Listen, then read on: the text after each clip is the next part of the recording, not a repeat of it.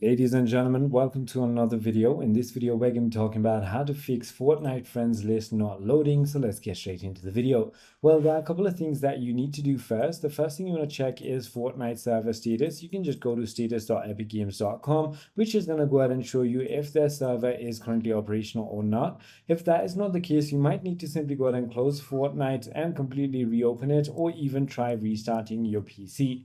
If that is not the case, it might be your internet connection. Make sure you have a stable internet connection and run a test or restart your router if needed. Again, if that is not the case, make sure that your Epic account is connected to the right platform. And you might want to simply go ahead and check your privacy settings as well, where you might be facing this problem where you have turned off online status, which means it doesn't show you others as well.